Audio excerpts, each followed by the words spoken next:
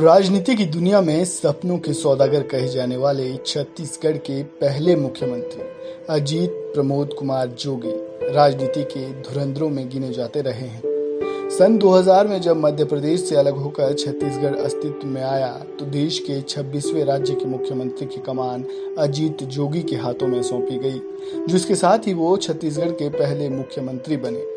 अजीत जोगी के अगर राजनीतिक सफर की बात करें तो उनका शुरुआती सफर चुनौतियों से भरा रहा, लेकिन क्या आप जानते हैं कि मुख्यमंत्री बनने से पहले अजीत जोगी कलेक्टर रह चुके हैं।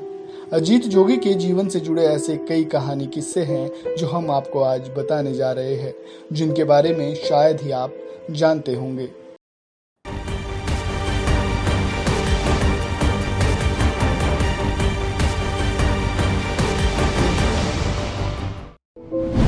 अजीत जोगी का शुरुआती कैरियर। अजीत जोगी का जन्म 29 अप्रैल 1946 को बिलासपुर के पेंड्रा में हुआ। अगर उनके शैक्षणिक सफर की बात करें तो अजीत जोगी ने भोपाल के मैट से मैकेनिकल इंजीनियरिंग की पढ़ाई की। इंजीनियरिंग की पढ़ाई पूरी करने के बाद जोगी ने रायपुर में रहकर ही अध्यापन का कार्य किया। साथ ही वे सिविल सर्विसेज की परीक्षा की तैयारी करने लगे।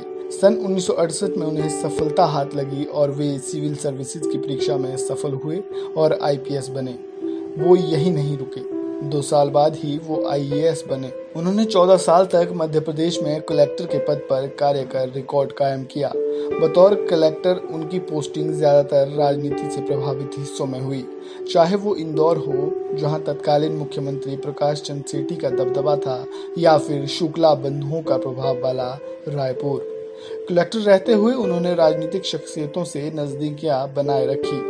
मध्य प्रदेश के तत्कालीन मुख्यमंत्री अर्जुन सिंह, माधवराव सिंधिया और राजीव गांधी से उनकी काफी नजदीकियां हो गई थी, जिसका नतीजा था कि उन्हें जल्द ही राजनीति की दुनिया में कदम रखने का मौका मिला।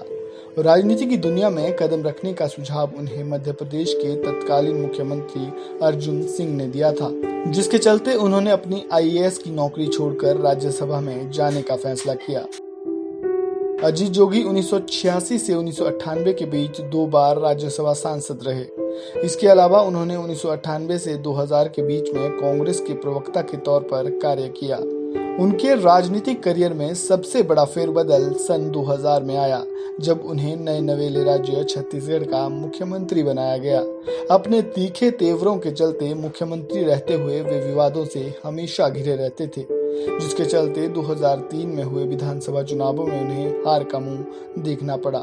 2003 में रमन सिंह ने बतौर मुख्यमंत्री राज्य की कमान संभाली। मुख्यमंत्री की कुर्सी गंवाने के बाद अजीत जोगी पर 2005 में विधायकों की खरीद फरोख्त कर रमन सिंह की सरकार गिराने का भी आरोप लगा, जिसके चलते कांग्रेस ने पार्टी से उन्हें निलंबित किया था। अजीत जोगी इसके बाद कभी दोबारा राज्य के मुख्यमंत्री तो नहीं बने, लेकिन राजनीति में वो हमेशा से सक्रिय रहे। 2003 में विधानसभा चुनाव हारने के बाद 2004 से 2008 के बीच वो लोकसभा सांसद रहे। वहीं 2008 में वो मरवाही विधानसभा सीट से चुनाव जीतकर विधानसभा पहुंचे। 2014 में हुए लोकसभा चुनावों में मोदी लहर के चलते उन्हें फिर से हार का सामना करना पड़ा। अजीत जोगी के बेटे अमित जोगी भी राजनीति में कदम रख चुके थे, लेकिन राजनीति में कदम रखने के साथ ही 2015 के आखिर में एक ऑडियो टेप सामने आया, जिसमें खरीद फरोख्त की बातें थी। इस टेप में अजीत जोगी, उनके बेटे अमित जोगी और तत्कालीन मुख्यमंत्री डॉक्टर रमन सिंह के दामाद पुनीत गुप्ता की आवाज थी, जिसमें वो मौजूदा प्रत्याशी से नाम वापस लेने की बात कर रहे थे। इस टेप के सामने आते ही छत्तीसगढ़ के प्रदेश कांग्रेस कमेटी ने अजीत जोगी के बेटे अमित जोगी को 6 साल के लिए पार्टी से निकाल दिया। इसके साथ ही अजीत जोगी को भी पार्टी से निकालने की बातें की जाने लगी, जिसके बाद अजीत जोगी ने भी कांग्रेस का दामन छोड़ दिया। लेकिन पुरानी राजनीतिक चमक धमक पाने की चाह में अजीत जोगी ने जनता कांग्रेस छत्तीसगढ़ नाम से अपनी पार्टी बनाई।